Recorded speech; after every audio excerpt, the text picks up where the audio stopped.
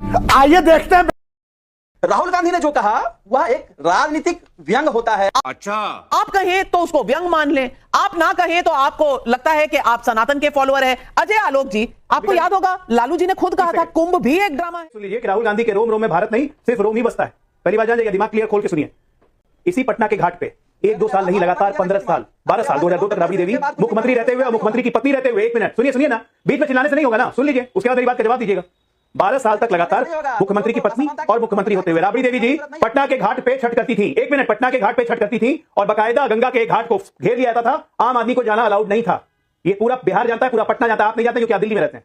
2002 से जब इसकी सर्वाधिक आलोचना होने लगी तब मुख्यमंत्री आवास में एक पोखरा बनवाया गया जिसको हम लोग पूल कहते हैं, और उस पूल में राबड़ी देवी जी क्योंकि जनता को सुविधा ना हो वहां छठ करने लगी। तो सबसे बड़ा समानता की तो आपकी धज्जी यही उड़ जाती है। आप एक सनातनी होने के बावजूद, दूसरी बात तेज प्रताप यादव जी ने जो कहा है वो आज उन्होंने सच्चाई कही कि छठ पूजा के बारे में जानते क्या है राहुल गांधी। अगर यही बात तेजस्वी क्यों नहीं बोल पाए? तेज प्रताप ने तो इतना कहा कि राबड़ी देवी जी स्वास्थ्य कारणों से छठ नहीं करती हैं, तो घर में ये परंपरा होती है कि अगर मां छठ नहीं कर रही है तो बहू वो छठ उठा ले। तो राष्ट्रीय यादव को छठ करना चाहिए, क्यों नहीं किया? परंपरा तो यही होती है। अपने बड़े भाई के सवालों को पहले जवाब दीजिए, उसके बाद यहाँ पे आइए राहुल गांधी का बचाव करने। What's up guys, welcome back my another video. यार तो कैसे हो यार आप लोग? आई होप आप लोग बहुत अच्छे होंगे और बहुत अच्छा कर रहे हो। दोस्तों अभी बिहार में इलेक्शन है और जो सियासी के गलियारों में हर एक राजनेता के द्वारा एक दूसरे के ऊपर कमेंट्स पास किए जा रहे हैं। मतलब कितना अजीब है ना, अगर पॉलिटिशियन एक एक स्टेप एक एक वर्ड आपको फूक फूक के बोलना पड़ता है, लेकिन अगर इसी में आपको कुछ निकल जाता है तो वो एक बहुत बड़ा सियासत बन जाता है, बहुत बड़ा मुद्दा बन जाता है राजनीतिक गलियारों में।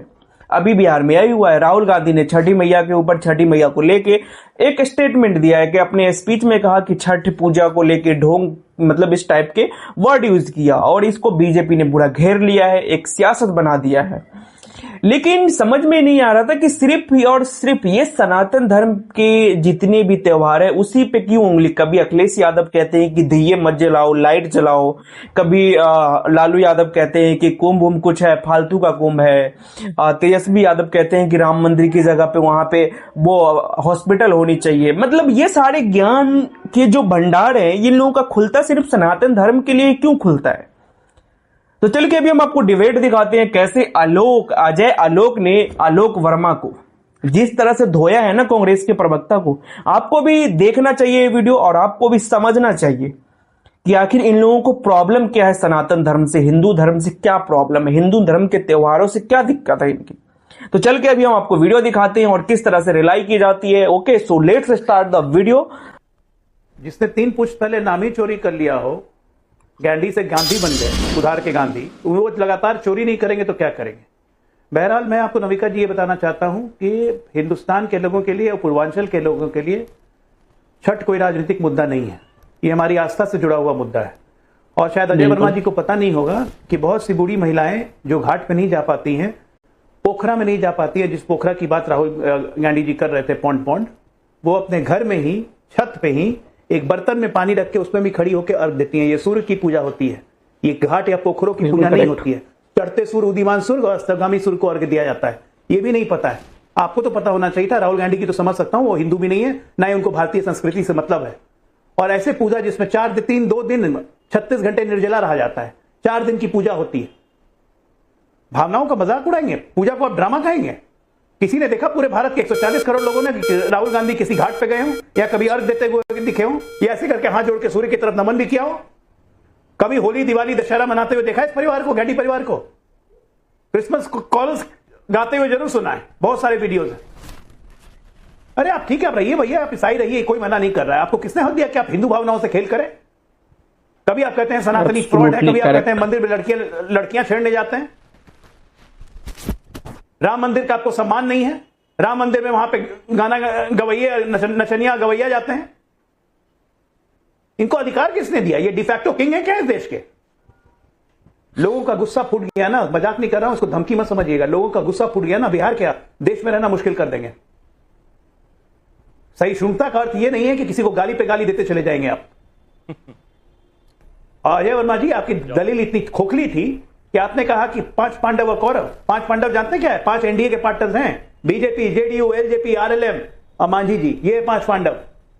आपको तो ये भी नहीं पता होगा कि महागठबंधन में कितने दल हैं। अगर आप बता दीजिए आज लाइव डिबेट पे, तब मैं मानूंगा कितने दल हैं महागठबंधन में। दूसरी बात, एक रॉ में बोलते बोलते सीबीआई, आईटी, सीबीआई, सनातनी नविका जी आईडी क्या होता है? इन्होंने बोला आईडी, इसके सरकार आईडी पता है किसी को? क्या लोगों ने तय कर लिया है अजय, आईटी यानी इनकम टैक्स कह रहे थे। पता है बिहार के लोगों ने, आप नहीं आ रहे हैं, आपका उद्देश्य उन्हें नहीं, आईडी कह रहे थे इन्होंने। आईटी, ईडी, सीबीआई का, फिर कहा आईडी। आईडी क्या होता है? ये आपका उद्देश्य है, ये आपकी नीति है, अजय वर्मा जी, अजय वर्मा जी, सर्दी का मौसम आ रहा है, इतना गुस्सा मत खाइए कि बस गर्म हो जाए इतने कि गर्मी लगने लग जाए। लेकिन राजकुमार राजन जी, मैं आपसे पूछना चाहती हूं, तेजस्वी जी तो कुछ नहीं बोले, मजबूरी उनकी समझ में आती है, लेकिन तेज प्रताप जी ने तो कह दिया, और कह दिया कि क्या ये जो छठी मैया के बारे में, छठ पर्व के बारे में जो राहुल गांधी ने कहा, इसे ड्रामा, नौटंकी, ये शायद बिहार की जनता के गले ना उतरे। सवाल ये है कि क्या राहुल गांधी का कनेक्ट, और ये देश बहुत भावुक देश है, यहां सेंटिमेंट की वैल्यू है।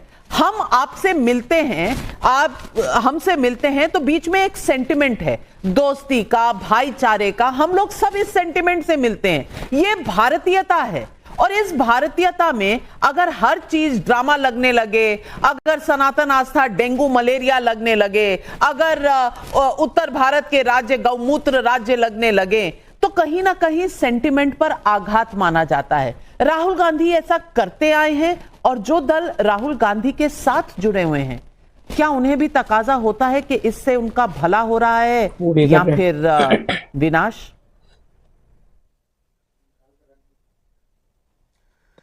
नाविका जी, देखिए, राहुल गांधी इस भारतीयता के हिस्से हैं। उनका रोम रोम भारतीयता में बसा हुआ है, भारतीय संस्कृति का अभिन्न हिस्सा है उनका व्यक्तित्व।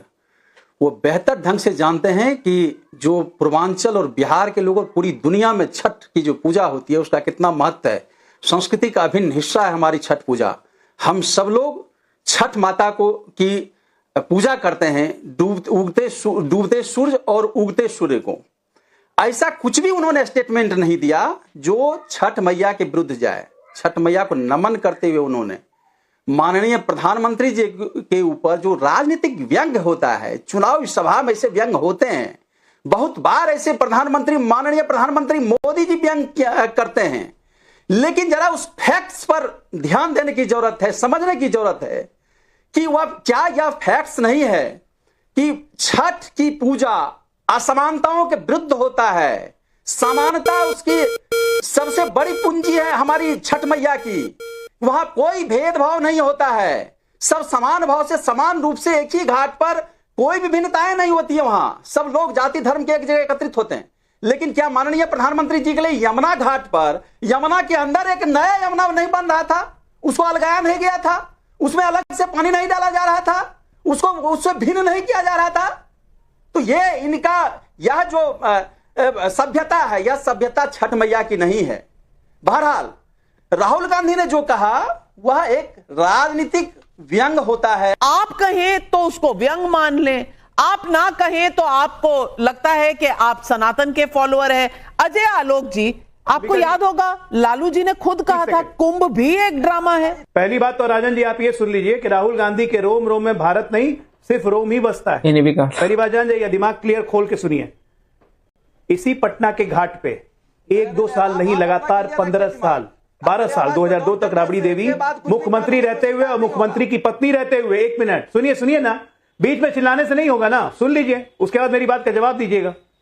12 साल तक लगातार मुख्यमंत्री की पत्नी और मुख्यमंत्री होते हुए राबड़ी देवी जी पटना के घाट पे छठ करती थी। 1 मिनट, पटना के घाट पे छठ करती थी और बकायदा गंगा के घाट को घेर लिया जाता था, आम आदमी को जाना अलाउड नहीं था।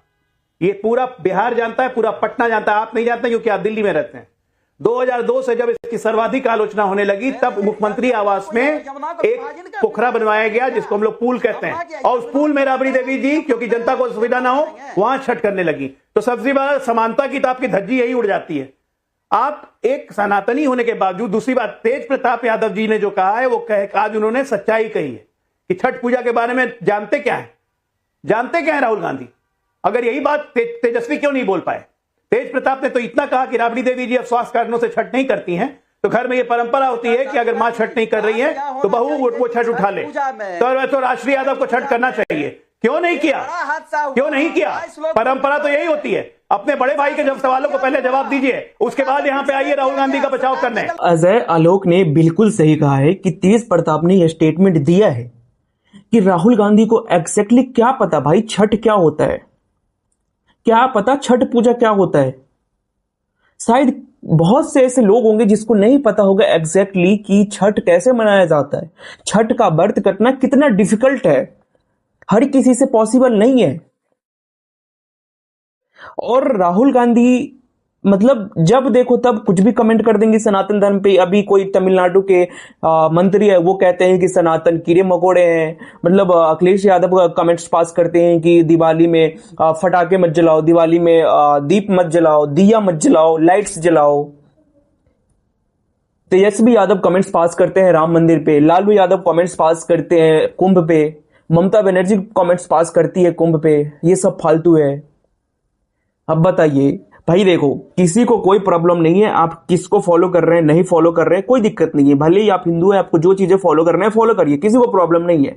लेकिन जिसको जो चीजें फॉलो कर रहा है उसको तो कम से कम ठेस मत पहुंचाइए, उसके ऊपर तो गलत कमेंट्स मत पास कीजिए अपने वोट बैंक के लिए। ठीक है, आपको मान लिया आपका वोट बैंक कोई और है, समझ में आता है, उसको आप स्ट्रांग करना चाहते हैं, उसको आप पकड़ के रखना चाहते हैं, बिल्कुल आप पकड़ के रखिए। तो क्या आप अपने वोट बैंक के लिए किसी और धर्म के ऊपर कमेंट्स पास करेंगे? क्या कुछ भी बोल देंगे? दोस्तों बाकी अजय आलोक ने तो सही जवाब दिया है और अच्छी तरह से रिलाई भी किया है। बाकी दोस्तों आप क्या सोचते हो कमेंट्स में जरूर बताइएगा। और